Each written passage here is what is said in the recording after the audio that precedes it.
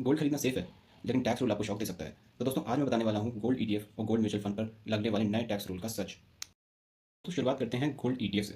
Suppose आपके पास एक gold ETF है जिसे आप होल्ड करते हो, लेकिन 12 मंथ से पहले ही बेच देते हो या 12 मंथ्स में एक्जैक्टली बेच देते हो, तो आपको short term capital gain tax देना पड़ेगा। अगर आप गोल्ड ईटीएफ को 12 मंथ्स के बाद बेचते हो तो आपको long term capital gain tax देना पड़ेगा। तो एक बेहतरीन एग्जाम्पल से समझते हैं। सपोज आपने गोल्ड के ईटीएफ में 1 लाख रुपए इन्वेस्ट किए और आपको 14 महीने बाद 14 मंथ्स बाद आपका 50,000 का प्रॉफिट हो गया। तो ये जो 14 महीने हैं ये 12 मंथ से ज़्यादा है। इसका मतलब आपको एलटीसीजी यानी long term capital gain tax देना पड़ेगा। एलटीसीजी आपको गेंस पे देना पड़ेगा। गेंस मतलब आपका 50,000 का गेन हुआ।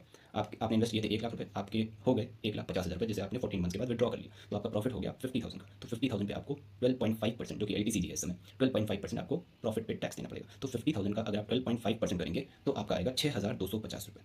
तो मतलब 6,250 रुपये आपका हो गया टैक्स। तो क्या आपको सिर्फ इतना ही टैक्स देना पड़ेगा? नहीं, आपको 4% सेस भी देना पड़ेगा। और जो ये 4% सेस है वो आपके टैक्स पे लगेगा। मतलब आपका प्रॉफिट हुआ 50,000 का, आपने टैक्स पे किया 6,250 का, तो 6,250 का 4% सेस लगेगा। तो 6,250 का जब आप 4% निकालेंगे तो आएगा 250 रुपीज़। तो ये 250 रुपीज़ 6,250 में ऐड हो जाएगा।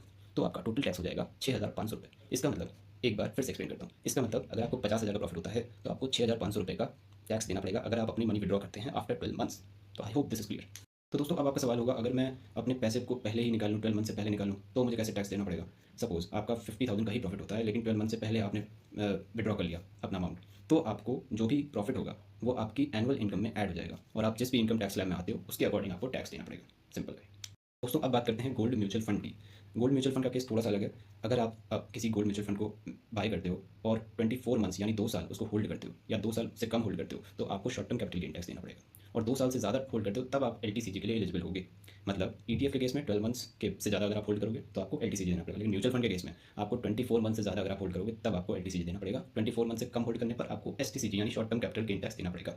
तो एग्जाम्पल वही लेते हैं, 1 लाख रुपये आपने इन्वेस्ट किए और 14 मंथ्स के बाद निकाल लिए, और अभी मैं यहाँ गोल्ड म्यूचुअल फंड की बात कर रहा हूँ, तो 14 मंथ्स मतलब 24 मंथ से कम।